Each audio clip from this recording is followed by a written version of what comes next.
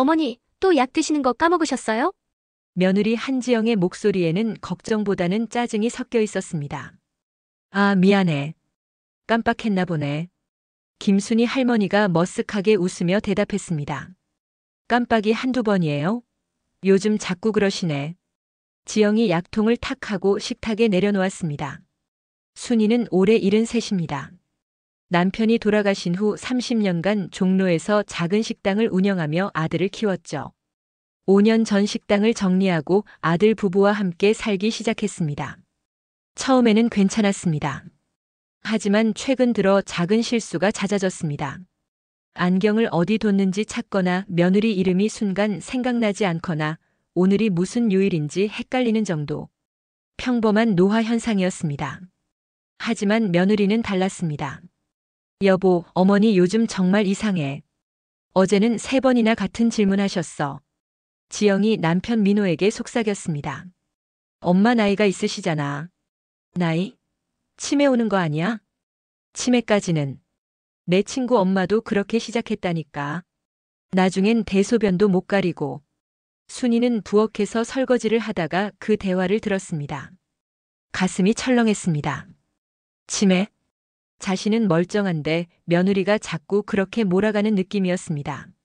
며칠 후였습니다. 어머니, 이거 서명 좀 해주세요. 지영이 서류 뭉치를 들고 왔습니다. 이게 뭔데? 은행 거래할 때 필요한 거래요. 어머니 명의 통장도 정리해야 하니까. 내 통장을 왜? 어머니, 요즘 기억력도 안 좋으시잖아요. 나중에 깜빡하시고 분실하시면 큰일 나요. 순이는 서류를 자세히 들여다봤습니다. 금융거래 대리인 지정 동의서. 이건 내가 직접 은행 가면 되잖니. 어머니가 매번 은행 가시게 할 수 없잖아요. 제가 대리로 처리하면 편하죠. 뭔가 석연치 않았습니다. 나 아직 멀쩡한데 왜 대리인이 필요해? 아이고, 그냥 만약을 위한 거예요. 어머니 나이도 있으시니까. 순이는 서명을 거부했습니다. 그날 저녁 부부의 대화가 방문 틈으로 새어나왔습니다. 안 하시던데? 그러게. 왜 그렇게 의심을 해? 여보, 우리 시간 없어. 어머니가 진짜 치매 오기 전에 재산 정리해야 한다니까. 재산이 뭐가 있다고. 뭐라도 모아두셨겠지. 어머니 짠순이시잖아. 순이의 손이 떨렸습니다. 어머니가 치매 걸리면 재산 관리 엉망이 될 거 아냐. 미리 우리가 관리해야 안전하지. 순이는 문에 등을 기댄 채 숨을 참았습니다. 치매? 자신은 치매가 아닌데 며느리가 치매로 만들려고 하고 있었습니다. 재산 때문에. 그럼 어떻게 할 거야? 일단 병원 데려가서 검사받게 해. 그리고 슬슬 치매 증상 있다고 주변에 알리고. 그게 무슨. 당신은 가만히만 있어. 내가 알아서 할게. 순이는 조용히 자신의 방으로 돌아왔습니다. 침대에 앉아 오래된 통장들을 꺼내봤습니다. 30년 전 남편이 세상을 떠난 후 혼자서 식당을 시작했습니다. 새벽 4시에 일어나 육수를 끓이고 밤 11시까지 설거지를 했습니다. 비 오는 날도 눈 오는 날도 아픈 날도. 그렇게 10년을 견디자 단골들이 생겼고 15년이 지나자 가게 옆 건물을 살 수 있었습니다. 20년째 되던 해 2번째 건물을 샀습니다. 남은 돈은 꼬박꼬박 모아 예금과 주식에 넣었습니다. 아들에게는 말하지 않았습니다. 나중에 민호가 정말 힘들 때 주려고. 하지만 지금 며느리는 순이가 멀쩡한데도 치매 환자로 만들어 재산을 빼앗으려 하고 있었습니다. 여보. 순이가 돌아가신 남편의 사진을 바라보며 중얼거렸습니다. 당신이 목숨처럼 아끼던 민호가 이런 여자와 살고 있어요. 그녀의 눈빛이 변했습니다. 슬픔이 아니었습니다. 분노도 아니었습니다. 차가운 결심이었습니다. 좋아. 순이는 서랍에서 오래된 수첩을 꺼냈습니다. 30년 전 식당을 시작할 때부터 거래해온 변호사의 연락처가 적혀 있었습니다. 이선의 변호사님. 순이는 핸드폰을 들었습니다. 그리고 그날부터 순이는 연기를 시작했습니다. 진짜 치매 환자처럼. 다음 날 아침이었습니다. 민호야, 오늘이 무슨 요일이더라? 엄마 수요일이에요. 아, 그래. 수요일. 순이는 일부러 멍한 표정을 지었습니다. 지영의 눈빛이 반짝였습니다. 어머니 괜찮으세요? 응? 아, 괜찮아. 그냥 깜빡했어. 여보, 봤지? 오늘만 벌써 세 번째야. 지영이 민호에게 눈빛을 보냈습니다. 순이는 속으로 차갑게 웃었습니다. 원하는 대로 해주지. 그녀는 며느리가 파놓은 함정에 일부러 빠져주기로 했습니다. 그리고 그 안에서 역으로 함정을 파기로. 어머니, 병원 한번 가보시는 게 어때요? 병원? 나 안 아픈데. 검진 받으셔야죠. 나이도 있으시고. 그래. 그럼 가볼까? 순이는 순순히 따랐습니다. 하지만 병원 가기 전 그녀는 이미 이들을 시험하기 위해 모든 준비를 끝낸 상태였습니다. 게임은 이제 시작이었습니다.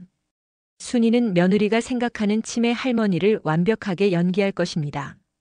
그리고 마지막 순간 모든 가면을 벗어던질 것입니다. 순이는 차창 밖을 바라보며 미소 지었습니다. 내 재산은 500억이야, 며느리. 내가 생각한 것보다 훨씬 많아.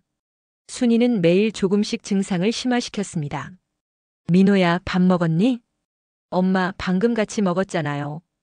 그래? 내가 깜빡했나 보네. 식탁에 앉아있던 지영이 민호를 힐끗 쳐다봤습니다. 여보, 봤지? 그날 오후 순이가 낮잠을 자는 척하고 있을 때였습니다. 거실에서 지영의 목소리가 들려왔습니다. 언니, 나 지금 진짜 미치겠어. 전화 통화 중이었습니다. 시어머니가 완전 치매야. 하루에 같은 말을 10번도 넘게 해. 응, 병원 갔다 왔어. 의사가 뭐래? 정밀 검사 받아보래. 근데 나는 확신해. 이거 치매 맞아. 순이는 이불 속에서 주머니에 숨겨둔 녹음기 버튼을 눌렀습니다. 재산? 어제 남편한테 물어보니까 예금이랑 주식도 엄청 많대. 몇 억 정도는 되려나? 지영의 목소리가 흥분으로 떨렸습니다.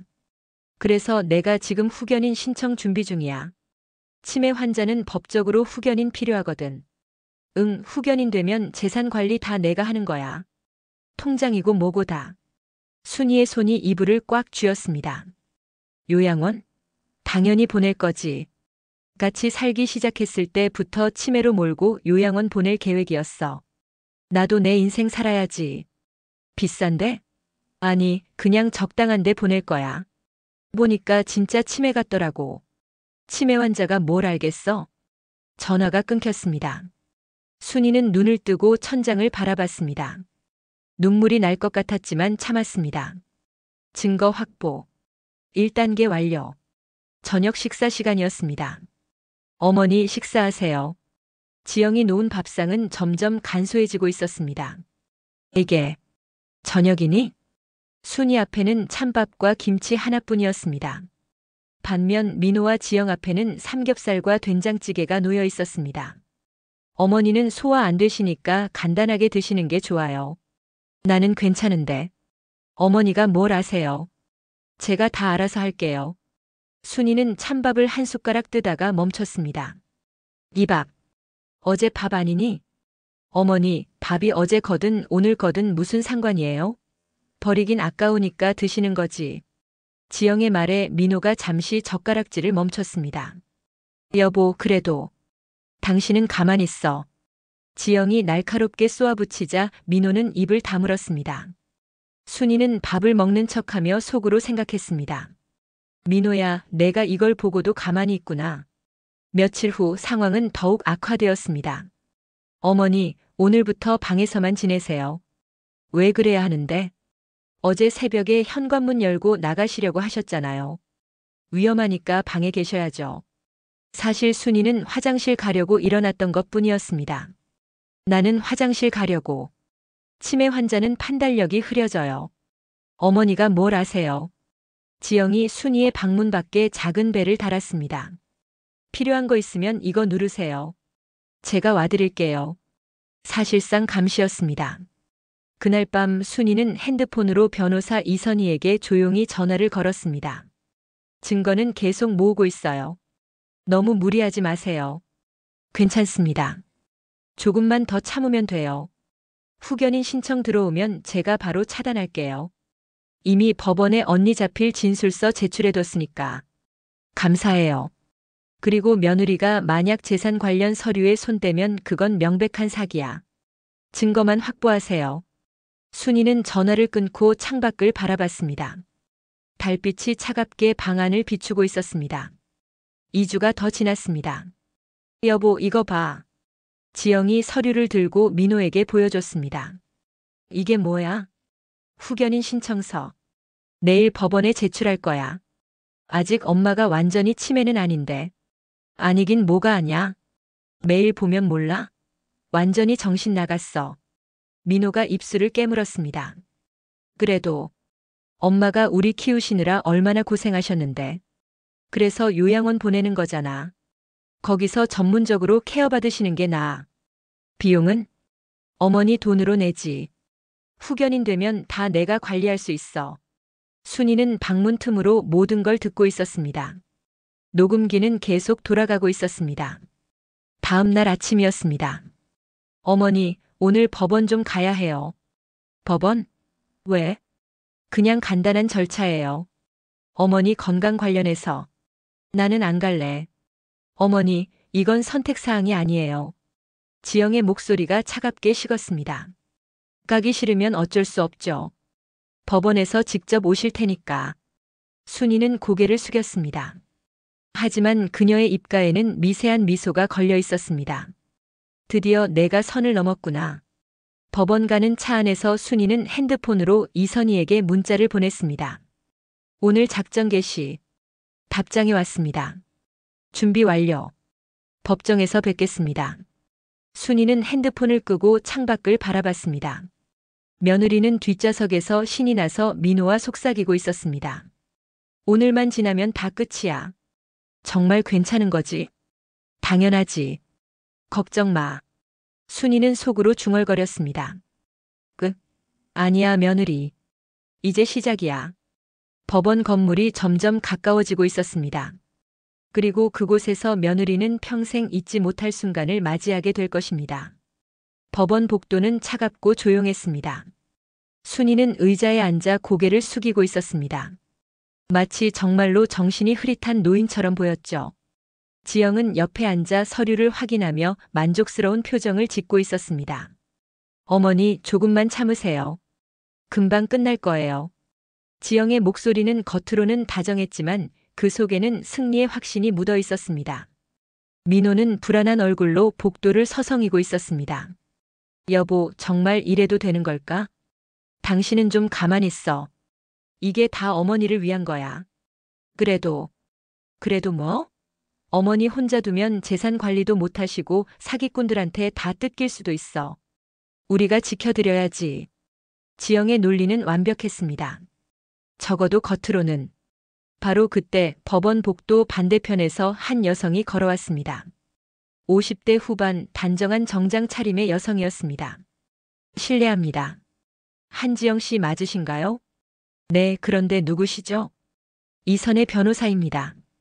김순희 여사의 법률 대리인입니다. 지영의 얼굴이 굳었습니다.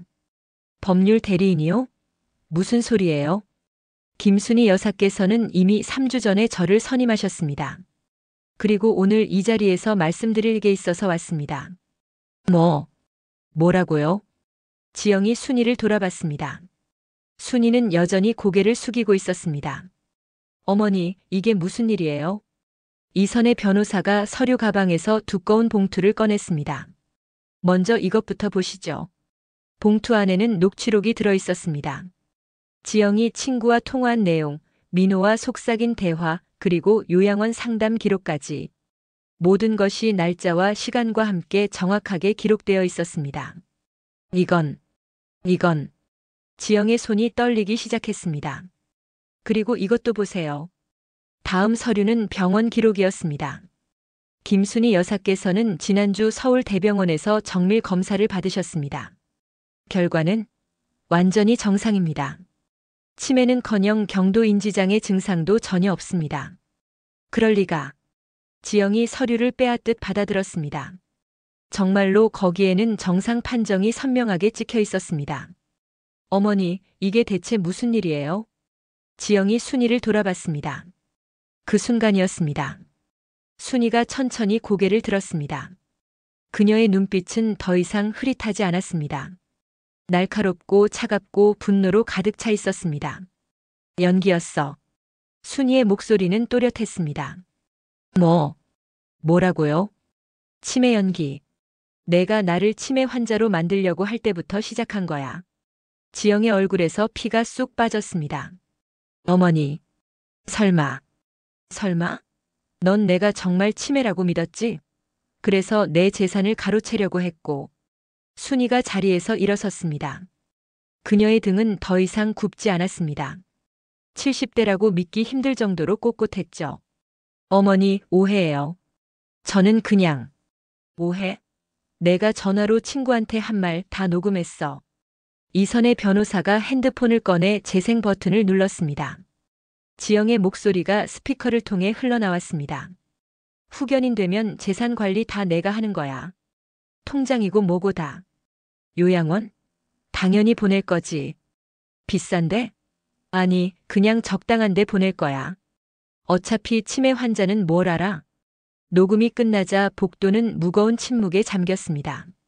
민호가 지영을 돌아봤습니다. 여보, 이게 진짜야? 지영은 대답할 수 없었습니다. 그리고 이것도 있어. 이선의 변호사가 또 다른 서류를 꺼냈습니다. 지난 2주 동안 한지영 씨가 김순희 여사 명의로 시도한 불법 행위들입니다. 첫째, 본인 동의 없이 금융거래 대리인 지정 시도. 둘째, 허위로 치매 진단을 유도하려는 시도. 셋째, 후견인 신청을 위한 허위 서류 작성. 이 모든 것은 형법상 사기죄, 위조죄에 해당합니다. 지영의 다리에 힘이 풀렸습니다. 저는 그냥 내 재산이 탐났지. 순이가 차갑게 말했습니다.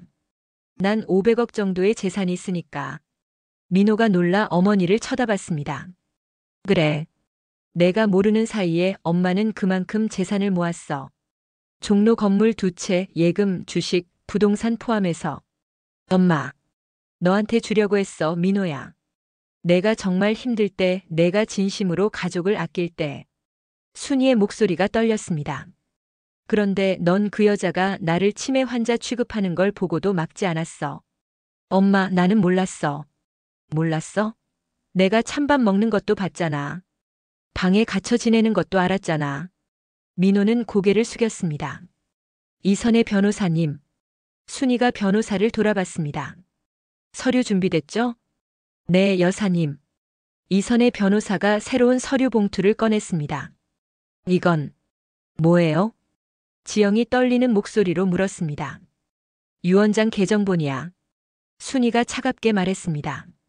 원래는 민호에게 전 재산을 상속할 예정이었어. 하지만 오늘부로 변경했어. 변경이요?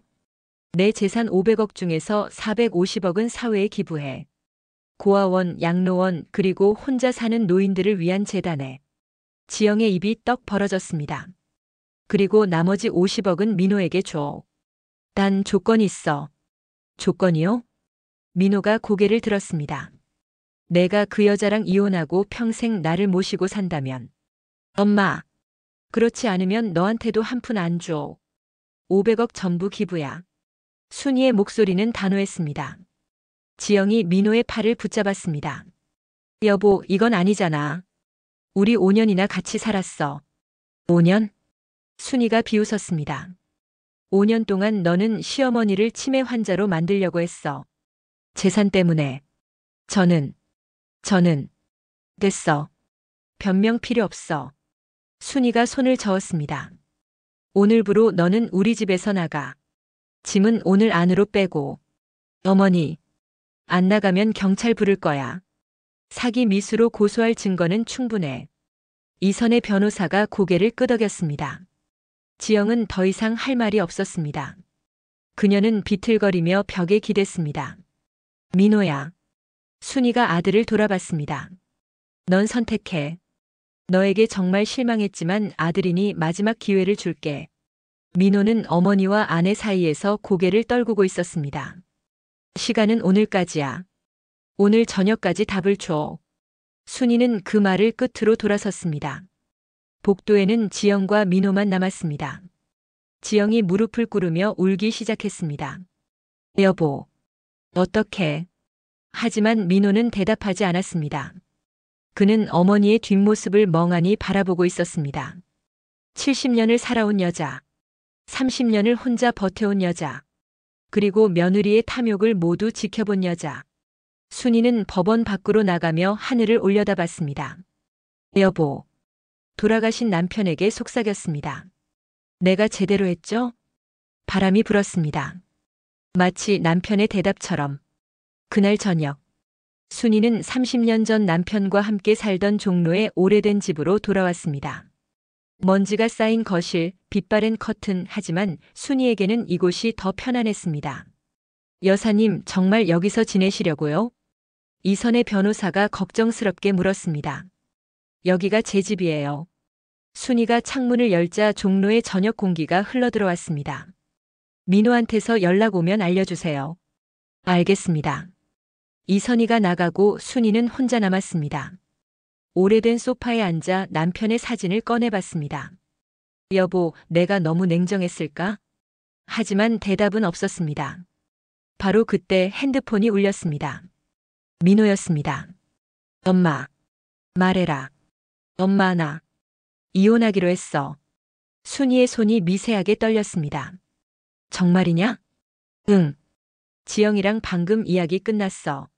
내일 짐 빼고 나간대. 순이는 잠시 말을 잃었습니다. 엄마, 미안해. 내가 정말 바보였어. 민호의 목소리가 떨리고 있었습니다. 엄마가 그 여자한테 당하는 걸 보면서도 나는 그냥 모른 척했어. 민호야. 엄마가 평생 나 키우시느라 얼마나 고생하셨는데. 나는 그걸 다 잊고 있었어. 순이의 눈가가 뜨거워졌습니다. 내일 엄마 집으로 갈게. 나도 종로에서 살고 싶어. 전화가 끊어졌습니다. 순이는 남편의 사진을 꼭 안았습니다. 여보, 우리 아들이 돌아왔어. 다음 날 아침, 민호는 짐 2개만 들고 종로 집으로 왔습니다. 엄마, 들어와라. 모자는 30년 된 식탁에 마주 앉았습니다. 지영이는 새벽에 짐 싸서 나갔어. 친정으로 간다고. 민호가 고개를 숙였습니다. 엄마, 나 그동안 정말 못난 아들이었어. 알아. 순이의 대답은 담담했습니다. 엄마가 왜 그런 연기를 했는지 이제 알겠어. 시험한 거지. 그래. 그리고 나는 떨어졌고.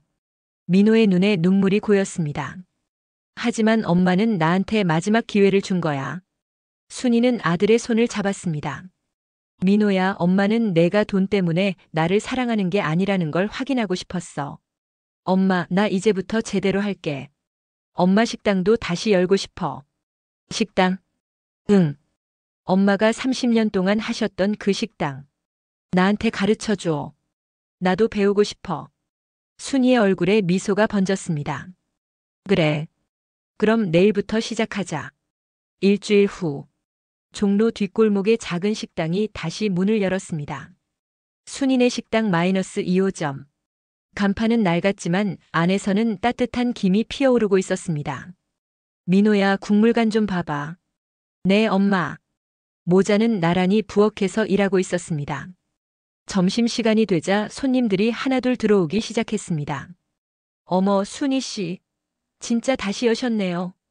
30년 단골 할머니가 반갑게 인사했습니다. 그럼요. 이번엔 아들이랑 같이 해요. 아이고, 효자네, 효자. 순이는 속으로 씁쓸하게 웃었습니다. 효자가 되기까지 얼마나 돌아왔는지 모르지. 한 달이 지났습니다. 어느 날 저녁 식당 문이 열렸습니다. 지영이었습니다. 순이와 민호가 동시에 손을 멈췄습니다. 어머니.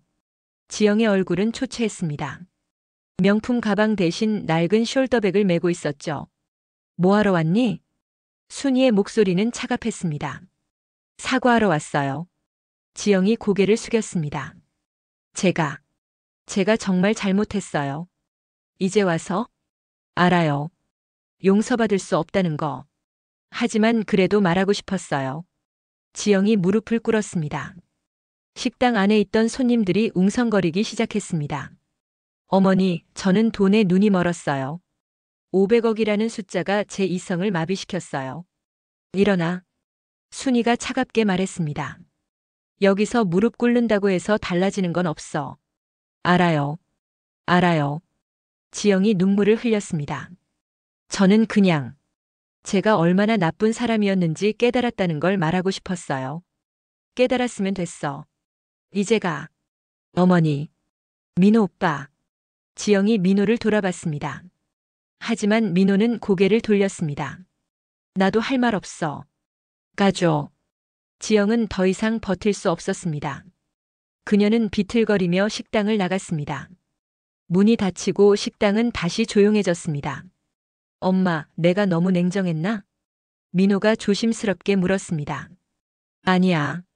내가 제대로 한 거야. 순이가 다시 국물을 저었습니다. 진심은 위기 때 드러나는 거야. 저 여자는 내가 돈 있을 때만 옆에 있었어. 그래도 5년이나. 5년 동안 너한테 진심이었던 적이 한 번이라도 있었니? 민호는 대답할 수 없었습니다. 그날 밤 순이는 이선희 변호사를 만났습니다. 민호야, 민호야, 민호야, 여사님 재단 설립 준비 다 끝났습니다. 순이 희망 재단이죠? 네. 450억으로 혼자 사는 노인들과 고아들을 지원하는 재단입니다. 순이가 고개를 끄덕였습니다. 그리고 민호 씨 명의로 50억은 신탁 처리했습니다. 조건대로요. 고마워요, 선희 씨. 아닙니다. 여사님이 평생 모은 돈이 제대로 쓰이는 걸 보니 저도 기쁩니다. 두 사람은 서류에 마지막 서명을 했습니다. 3개월 후, 순이 희망재단의 개소식이 열렸습니다. 오늘 이 재단은 저처럼 힘든 시간을 보내는 어르신들과 아이들을 위한 곳입니다. 순이가 단상에서 말했습니다. 저는 깨달았습니다. 돈은 사람을 시험하는 도구가 될 수 있다는 것을. 청중석에서 박수가 터져 나왔습니다. 하지만 진짜 가족은 돈이 아니라 진심으로 이어진다는 것도 배웠습니다. 순이가 옆에 서 있는 민호를 바라봤습니다. 제 아들은 시험에서 한 번 떨어졌습니다. 하지만 다시 일어났습니다. 민호의 눈에 눈물이 고였습니다. 그래서 저는 믿습니다. 사람은 변할 수 있다고. 개소식이 끝나고 모자는 나란히 걸어 나왔습니다. 엄마 고마워. 뭐가? 나한테 마지막 기회를 줘서. 순이가 아들의 손을 잡았습니다. 두 사람은 따뜻한 봄 햇살 아래 걸어갔습니다. 그리고 멀리서 지영이 그 모습을 바라보고 있었습니다. 그녀는 돌아서서 사라졌습니다. 자신이 잃은 것이 무엇인지 이제야 깨달으며 1년 후 순이는 종로식당 2층에 작은 사무실을 만들었습니다.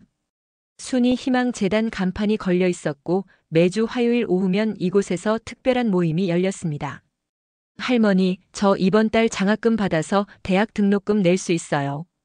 20대 초반 청년이 환하게 웃으며 말했습니다. 그래, 잘했어. 공부 열심히 해라. 순이가 청년의 어깨를 다독였습니다. 옆에서는 70대 할머니가 눈물을 닦고 있었습니다. 순이 씨 덕분에 요양병원비 낼 수 있었어요. 정말 고마워요. 우리 서로 돕고 사는 거지. 나도 당신 같은 처지였으니까. 순이는 이제 단순히 돈을 나눠주는 것이 아니었습니다. 매주 이렇게 직접 사람들을 만나고 이야기를 듣고 진짜 필요한 것이 무엇인지 찾아냈습니다. 엄마, 오늘 손님 많았어요. 민호가 계단을 올라오며 말했습니다. 그래? 아래 정리 다 했니? 네. 근데 엄마 이거 좀 봐요. 민호가 편지 한 통을 내밀었습니다. 발신인은 지영이었습니다. 순이는 잠시 망설이다가 편지를 뜯었습니다. 어머니께 잘 지내고 계신지요? 저는 지금 부산에서 작은 카페를 운영하고 있습니다. 혼자 힘으로 시작한 거예요. 어머니가 그토록 말씀하셨던 것처럼요. 1년 동안 정말 많이 생각했습니다. 제가 얼마나 어리석었는지, 얼마나 탐욕스러웠는지. 이제야 깨달았습니다. 용서를 구하려는 건 아닙니다.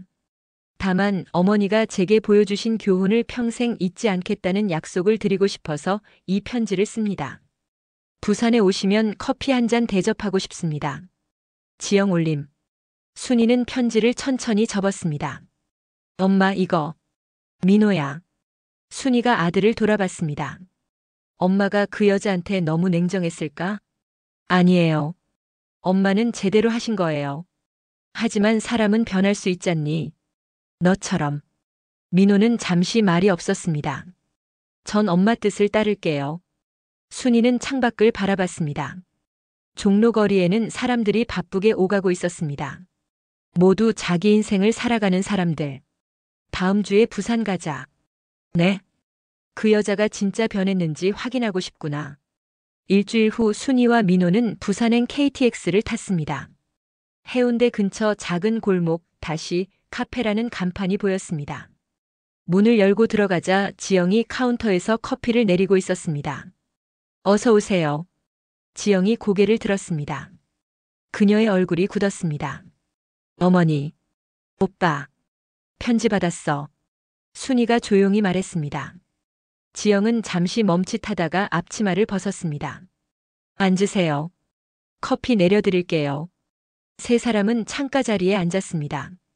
바다가 보이는 자리였습니다. 어떻게 지내? 순이가 먼저 입을 열었습니다.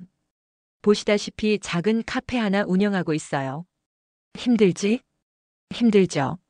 하루 15시간씩 일해요. 새벽 5시에 일어나서 밤 10시에 문 닫고.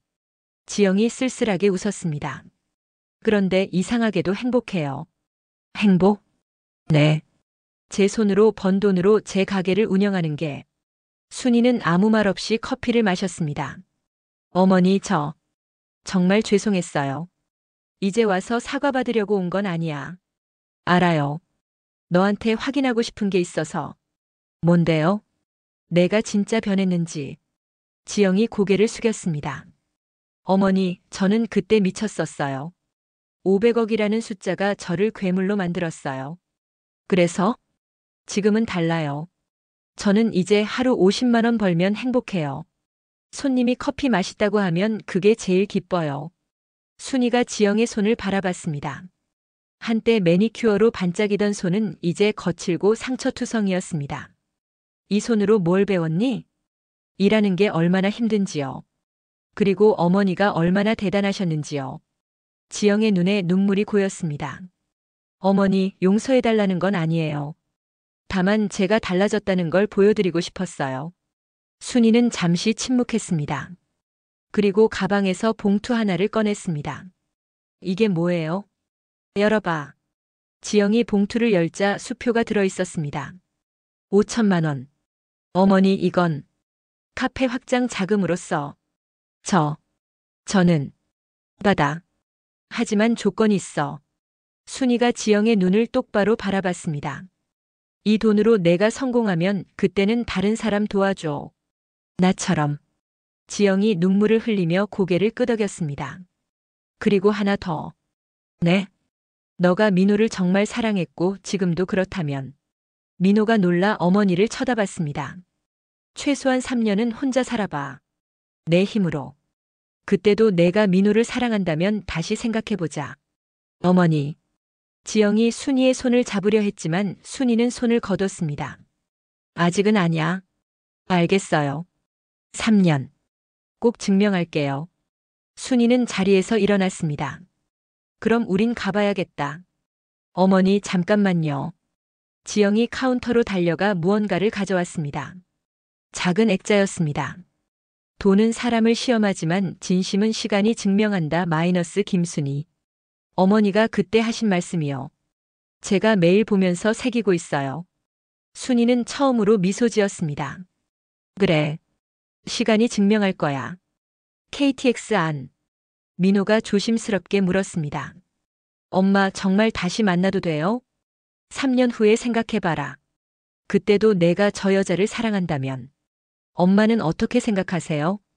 순이가 창밖을 바라봤습니다. 사람은 변할 수 있다고 믿어. 너처럼. 저는 엄마 덕분에 변한 거예요. 지영이도 그럴 거야. 시간이 지나면. 민호는 어머니의 손을 꼭 잡았습니다. 엄마 사랑해요. 나도 너 사랑한다, 아들아. 그날 저녁 순이는 재단 사무실에서 일기를 썼습니다. 오늘 부산에 다녀왔다. 지영이를 만났다. 그 아이가 변한 것 같다. 하지만 확신할 수는 없다. 시간이 증명할 것이다. 나는 500억으로 많은 사람을 도왔다. 하지만 진짜 의미 있는 일은 사람을 변화시키는 것이었다. 민호가 변했듯이 어쩌면 지영이도 변할 수 있을 것이다. 그것이 돈보다 더 큰 가치다. 3년 후, 순이는 76세가 되었습니다. 재단은 이제 전국 5개 도시에 지부를 두고 있었고 수백 명의 사람들을 돕고 있었습니다. 어느 봄날 재단 사무실 문이 열렸습니다. 지영이었습니다. 하지만 혼자가 아니었습니다. 어머니, 오랜만입니다. 그녀 옆에는 30명의 청년들이 서 있었습니다. 이 아이들은 제가 3년 동안 도운 아이들이에요. 카페에서 일하면서 배우고 싶은 아이들에게 기회를 줬어요. 청년들이 일제히 인사했습니다. 사장님이 저희한테 해준 것처럼 저희도 다른 사람 돕고 싶어요. 순이의 눈가가 뜨거워졌습니다. 잘했구나. 어머니, 이제 민호 오빠 만나도 될까요? 순이는 고개를 끄덕였습니다. 아래 식당에 있어. 내려가 봐. 지영이 계단을 내려갔습니다. 민호는 홀에서 설거지를 하고 있었습니다. 오빠. 민호가 돌아봤습니다. 3년 만이었습니다. 지영아. 나 증명했어. 내가 변했다는 거. 민호가 다가와 지영을 안았습니다. 응. 알아. 엄마한테 다 들었어. 2층에서 그 모습을 내려다보던 순이는 남편의 사진을 꺼냈습니다. 여보, 우리 잘했죠? 창밖으로 봄바람이 불어왔습니다. 순이는 일기장을 펼쳤습니다. 오늘 지영이가 30명의 아이들과 함께 왔다. 그 아이가 진짜 변했다. 돈이 아니라 사람을 키우는 법을 배웠다. 이것이 내가 500억으로 산 가장 값진 것이다. 가족은 피가 아니라 진심으로 만들어진다. 그리고 진심은 시간이 증명한다. 에필로그 10년 후 순이 희망재단은 전국 20개 도시로 확장되었습니다. 민호와 지영은 다시 결혼해서 종로식당을 운영하며 2아이를 키우고 있습니다. 그리고 86세가 된 순이는 여전히 매주 화요일이면 재단 사무실에 나와 사람들을 만납니다. 할머니, 저 덕분에 대학 졸업했어요. 이제 저도 다른 사람 돕고 싶어요. 그래, 잘했다. 그게 진짜 성공이야. 순이는 창밖을 바라봅니다. 500억은 이제 거의 다 쓰였습니다. 하지만 그 돈으로 변화시킨 사람들은 다시 다른 사람들을 변화시키고 있습니다. 이것이 진짜 유산이다. 순이는 미소 지으며 생각합니다. 이 이야기가 흥미로웠다면 구독과 좋아요는 다음 컨텐츠를 만드는 데에 큰 힘이 됩니다. 오늘도 감사합니다. 사랑합니다. 여러분.